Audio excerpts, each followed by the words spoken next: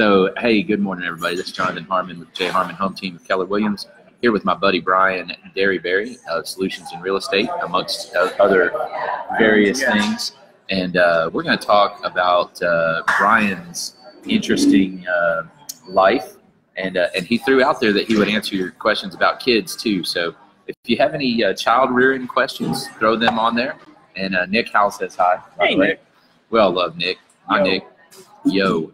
And we're going to talk about what he does and why he does it. And I don't know, I've always thought you had a pretty interesting story and a pretty interesting approach, shall we say. Yes, I do. I buy houses very much, probably not your conventional way. You deal with kind of 95% of the population. I deal with more of the other 5%. So I have a little niche in the market, yes. Yeah. So that you've opened it up. So what is it that's different about what you do versus what I do? I mean, I represent other people and go in and help them broker their own properties. So I buy houses usually two different ways now. I'll take either private money and purchase the house, and the private money then becomes my bank and I pay them monthly. Or I take on houses in what's called subject to. And in short, the easiest way to explain that is I'll take over the payments and maintenance of a house until I get it sold. That's the easiest way. Okay. So I deal with a different niche of people. A lot of the time it's in that subject to, you don't necessarily lay out a huge cash investment. You have a monthly carrying cost, correct, your payment plus your maintenance. Correct. And then theoretically, right, you sell it for more than what's owed on it. Big theory, but yes. Right, yeah. More than what's owed on it and enough to cover a profit any for of my you. holding, any of my repairs, or anything in between. It depends on how I sell it, because I also sell, I sell it multiple ways. I'll either rehab and sell, I'll do a rent to own, or I will owner finance it to somebody. So Gotcha. A lot depends on how much my acquisition cost was. So, Okay, gotcha. Very cool. And then the other way is what was the first one you said? Owner finance, where I'll get private money. Private money means you don't go through a bank. Right. So you've got a human being over here that I would says, borrow money from you, and I would go, hey, Jonathan, we're buying a house for X amount. The deed, you'll be Bank of Jonathan, and I will pay you for whatever terms we agree to, for whatever, how much we agree to monthly. a percentage Or I can term. do it multiple ways, either terms, so I do it for 10 years at X amount, or I can do it where we split some profit at the end. It depends on how my investor and I work it out. Gotcha. And you have several investors that you work with, or? Yes. Okay. Finding investors isn't the problem. It's finding the right deal. Yeah. Because I don't, I'm kind of protective of my investors. Of course, as you should be. Because they're my bread and butter. And so I'm kind of picky about which deals I'll bring somebody into. If it's a hairline deal, I'm not going to call you and go, hey, let's do this. If it's a good deal, where if something happened, I died, I fell off the face of the earth, and the house became yours, you'd be happy to accept it because it's so fucking value. You can make so much money on it, you'd be real happy. Gotcha. Okay. And how are you identifying properties? Because all you hear, right, at least in my world, is there's no properties out there. Everything's overpriced. You know, how are you finding properties? If you don't mind sharing. No. For the longest time, I would mail. I did regular old mailbox, old school mailings. And until my acquisition costs got really expensive. So is this like the We Buy Houses? Yes. Oh, cringe. I love it. Are they the Sorry. Zillow, I'm that guy. So yes, I would mail, or I also, unless you're the codes guy in Murfreesboro, I would be the guy that put out signs. I didn't put out signs. But anyway, I would put out signs because that still works. I could still put it in select areas where I'm kind of marketing for. And it's the cheapest way, because sometimes there's not a lot of profit. So if I can save money, finding a cheaper way to acquire a house, that's kind of what you have to do. Okay. And what is walk me through a scenario where somebody would think that you buying it, obviously you want to get it less than market, right? What is a scenario where, as a homeowner, that makes sense for me to sell it to you? So I dealt we're kind of moving more into commercial real estate now, so that's a little bit different area. But I dealt a lot more with death. So when your great aunt would die, and they would leave you the house, and 5, 10, 12 years later, you've never done anything with the house, and it had kind of a fun title on it, that was a scenario I would get a lot more of. Because a lot of realtors would see that it may have a fuzzy title and not push, because it's work. I mean, there's work behind it. So you have a great title company, is what you're saying? Yes. Okay, you want to throw them a plug? Or do you want to keep that under your hat? No, I don't. Perfect. I deal with someone in Nolensville, and they're great. They're great. They're amazing. Okay, so they can clear up a cloudy title. They're amazing. They can clear up that. They've even cleared up tax lien titles, which that's hard. That's how I first got started. Was the first deal we ever bought was a tax foreclosure. I was 19, and at 19 you're really smart, and so I took on a tax foreclosure, and that was one of the worst things I've ever done. Yeah. But we made very little money on it. But that's when But you learned a lot. Yeah. I learned that there's a title side of real estate that I didn't know about. And those guys are real important. Yes. Yes, absolutely. I mean, your closing company is number one. That and an attorney, they can save deals or they can kill deals. Right. Right. I had one earlier this year. As a matter of fact, I'm gonna move this a little closer because it's that they crank the music up. If it's too loud, you're too old, right? Isn't that what they say? It's okay. I can't hear anyway. So. Yeah, exactly. What? No.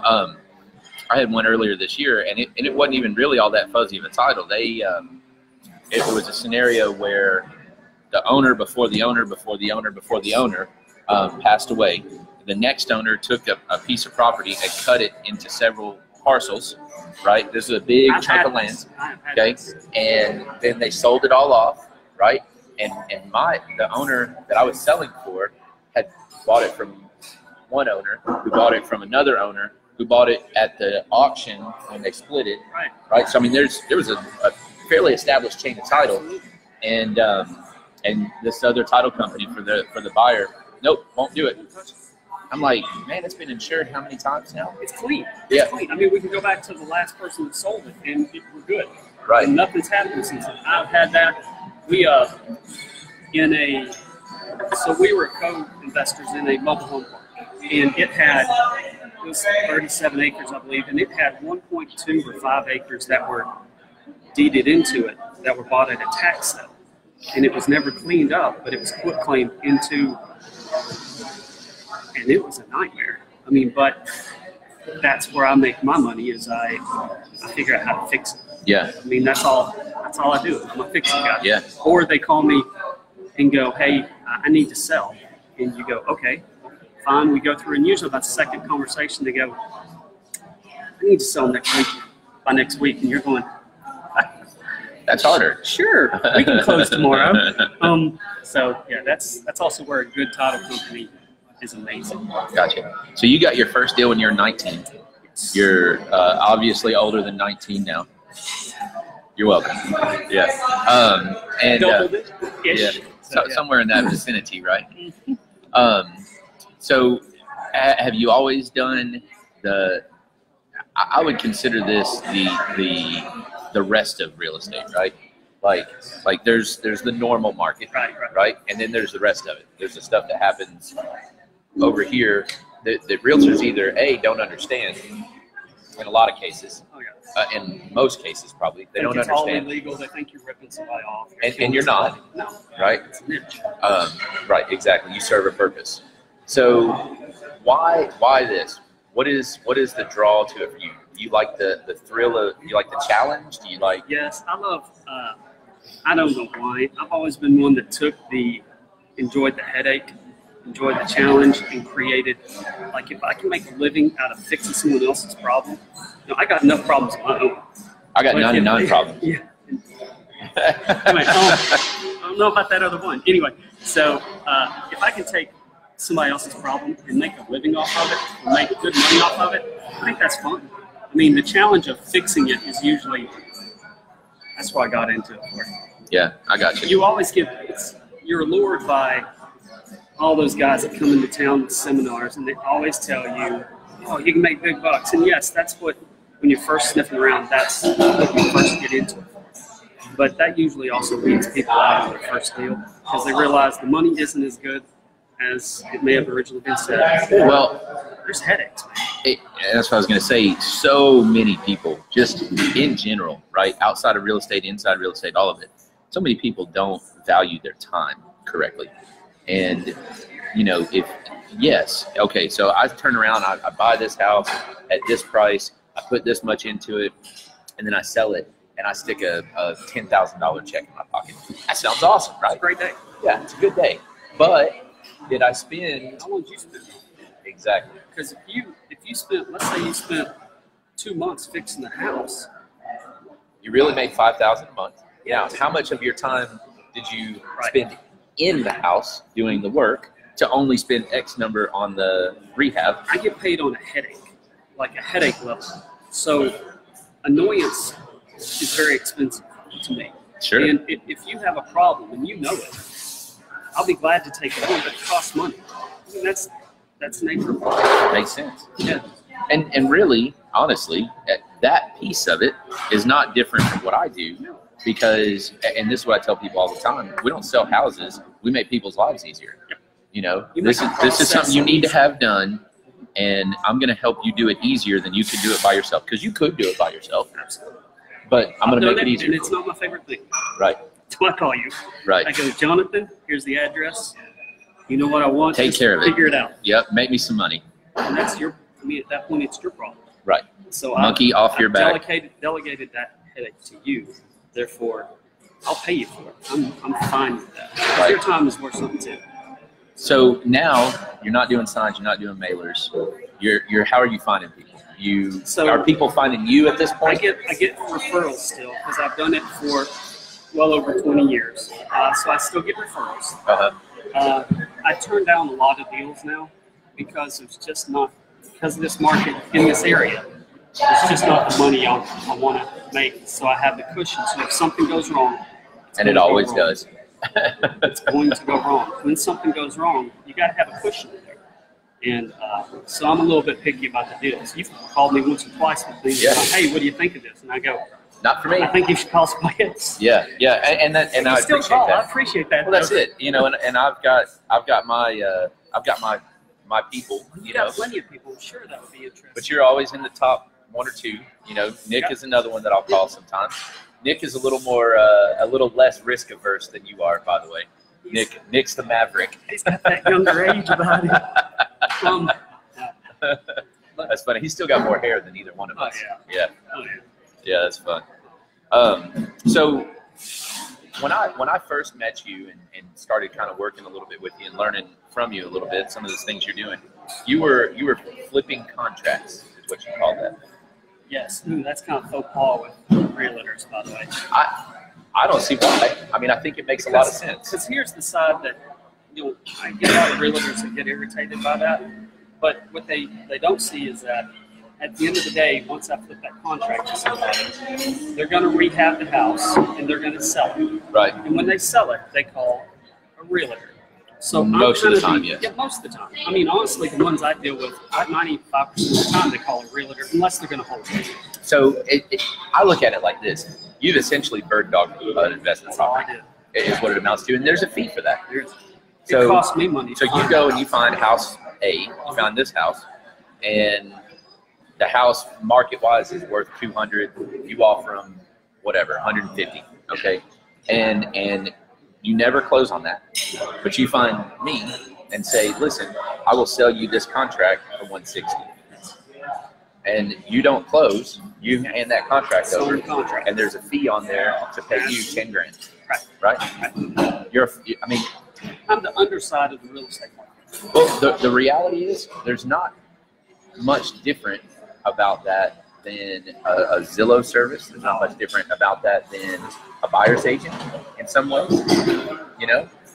But it's not looked at that way. I know. I mean, and please don't get me wrong. I deal with realtors. I have to. Sure. And I have so do I.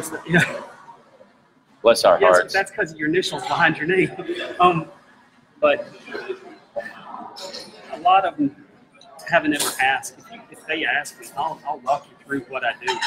And the houses that call me, they're not the ones that are going to call you. Well, or they may, but they're bringing 95% of the realtors. You got the 10%. 95% of the realtors won't work what it takes to get that house up to selling.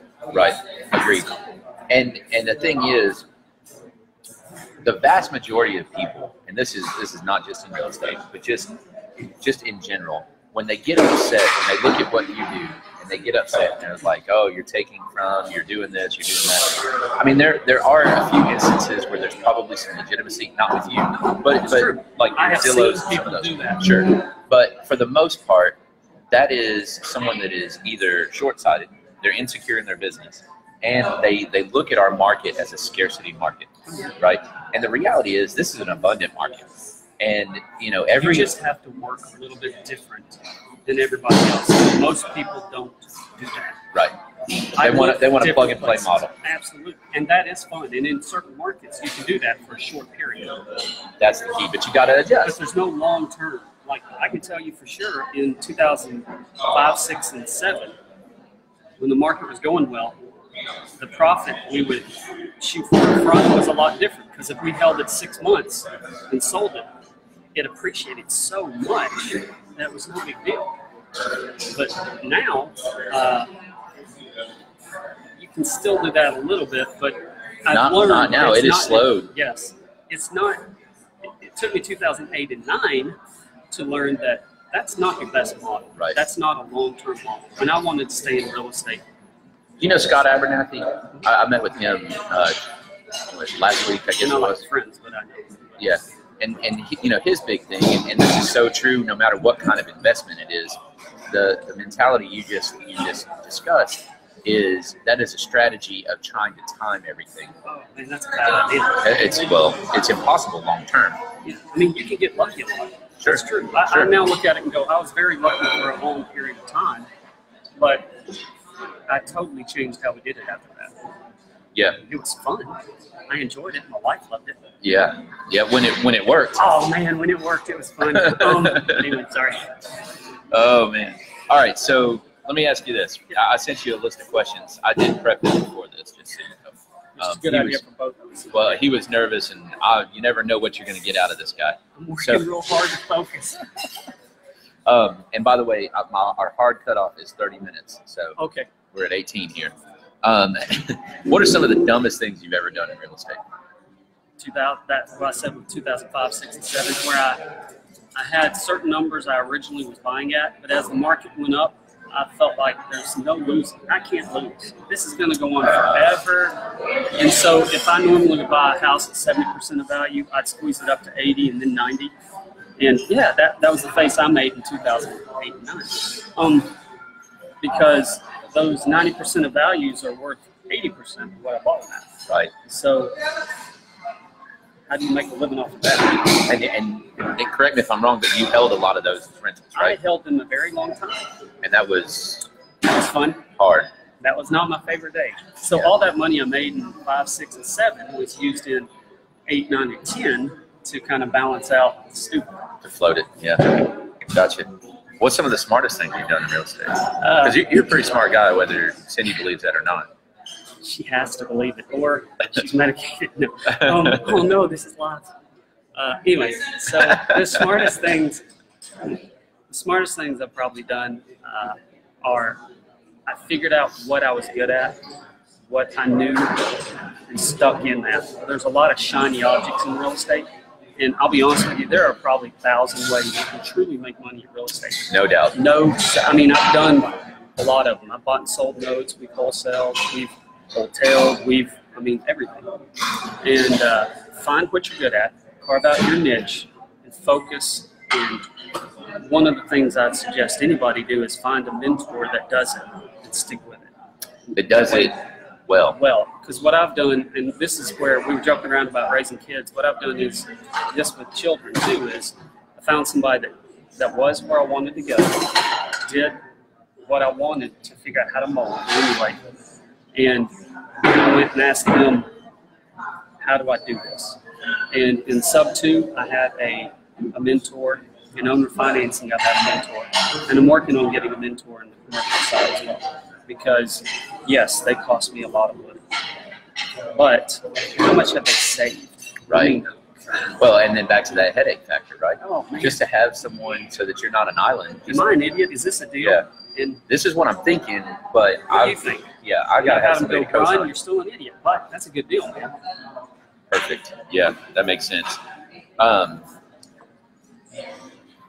So for someone that like they're sitting here, they're watching this, and they're like, oh man, I want to do that, right? You know, which seminar do they need to go see? Okay. I do go to those seminars and I give out business cards because I know this sounds really bad. I think I've told you about this. In the long run, a lot of those people won't make it. They may find a deal and they're sitting on it and can't get rid of it. And I'll get deals from them. So I enjoy seminars. Yeah.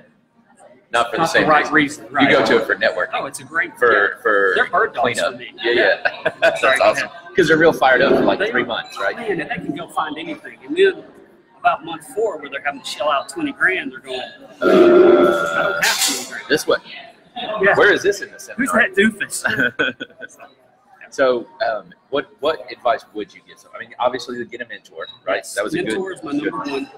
Number 2 is, for me, I set up hard parameters. Now, I still will kind of hedge them a little bit because different deals work different ways. You know, if someone's willing to owner finance me, excuse me, I'll take a little bit less equity on it. I get that.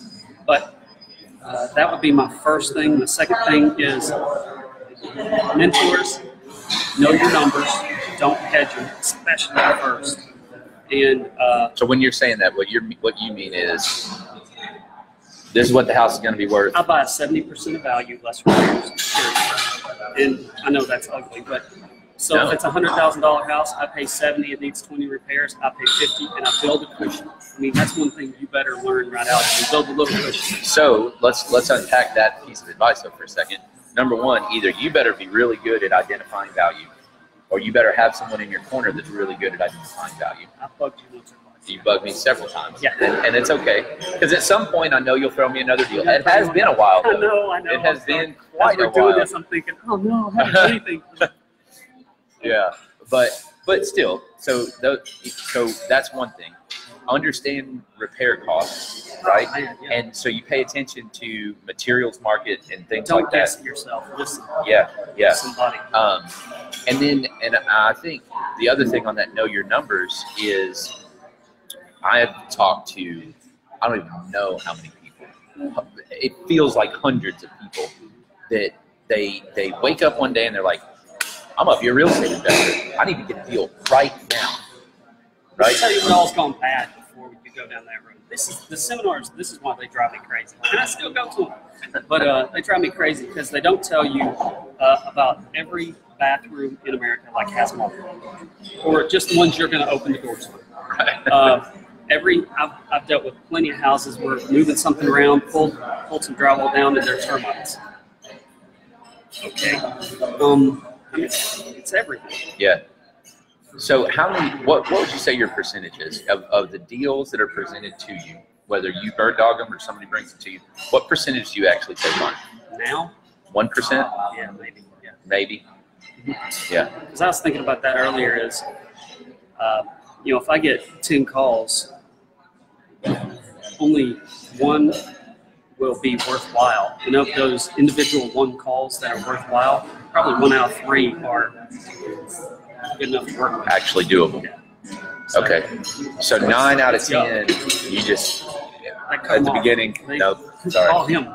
Yeah. Okay. What else, man? What's your best kid advice? Oh, gosh. You opened that door, big boy. Mary Wright. Oh man, because my wife is real good with kids. I am when at certain very small stages in there. Yeah. She's been really good for me. That's really my only good advice. Oh no. Yeah. Other thing is like that. So even if you have to take a class or whatever, I don't care if it's real estate. I don't care if it's your kids, if it's money, if it's budgeting, whatever it is. Don't be afraid to. I'm the crazy guy that will find somebody, go up to them and go, hey, you got good kids. what are you doing? And they go, oh, I don't know. That's the first thing everybody just kind of sloughs it off. And I go, okay, I'll take you to lunch. I'll take your family to lunch. I don't care. I just want you to tell me what you're doing different than everybody else. No, really. I'm what really are you doing? right there with my kids where I'm asking, and I got good kids. I got really good kids. You do. But we also put a lot of time into how do we take care of this? How do we fix it? And that's one of the things I've taken time out of real estate and put more into my kids, because they're at that age of 10, 12, 13 where they may need me more than I want them around their friends. And so we're very intentional about helping to pick friends and helping to spend time with the kids. So That's awesome. that's why my real estate's probably slowed down a little. Yeah. But I will say this, we're doing more commercial now. So yeah, tell me about that. I didn't know you were getting into that. It's like basically regular residential, just with bigger numbers or commas and weirder problems. And it's not nearly, tell me if I'm wrong, it's not nearly as standardized, regulated. Like it's a wild, wild west, It's a wild, I mean, I can put together deals. You know, if I did some things in residential, I might have someone go, you might want to think about that. And I call my attorney and go, how do I make this happen? The reason what I did with sell to works very well with commercial is because you can get creative. You know, the owner may hold 10%. That will be, when I refinance in 4 or 5 years, will be paid off. And I may pay them a note, and they may owner finance, or you can put the deals together. And a lot of that is because a lot of banks won't touch commercial, some commercial, because, you know, Meemaw's owned this trailer park for 20 years, and she's kept it in cash. And it looks like it's it looks like it's lost money. Yeah. Right. And banks don't want it. So my goal is to get it. I have to figure out how to get it on the books, and then refinance it to get Meemaw her money back. So Gotcha. And you know, the other thing, and I guess you're aware of this, but they may not be, is the biggest thing, the biggest difference in commercial and residential from a consumer standpoint is that Tennessee Real Estate Commission, TREC, puts significantly more focus on protecting the consumer in residential. Right. And on commercial, they basically assume that you're smart enough, you should know better. it's not just smart enough, but you have resources, and it's your baby. It is like I think it's not kicking people out of their homes. Right. Closings do cost a lot more, and it's a little bit different because there are some different signatures on different paperwork that do make it where you probably had to be explained something in detail to know this or that. Right. Whereas they figure the residential, you know, somebody's going to buy 6 houses in their life, Right. so they may not know as much. Someone doing commercial has done hundreds of deals. That's the in theory, assumption. yeah, And exactly. I have come across others where you're going, oh mercy, we're going to have to sit down and Yeah, what in the walk world? through this a little bit, okay? Very good. Well, anything else you want to throw out there? Yeah, I'm glad nobody asked about kids. Seriously, that was a joke. It was a good joke, though. Yeah, me. No, actually, that was a lot easier than I expected. So. Well, cool, man. Well, hey, if you have any other questions, make sure you post them in the comments if you're watching this not live. And Brian's a pretty cool guy. He's very accessible. And I actually said that out loud where he could hear it. But anyway, I'll make sure he gets that question. Send all your questions through Jonathan, and he'll send them to me. Yeah, and then I will bug him to death until he answers. So, right? How long have I been trying to get you in front of this camera? A few months. I don't know. Yeah, exactly. And I'm very I'm persistent. sorry about that. That's all right. I've apologized these times, and this was fun. No worries. No worries. This is Jonathan Harmon with the J. Harmon Home Team and Brian Derryberry of Solutions in Real Estate. Have a great day. See ya.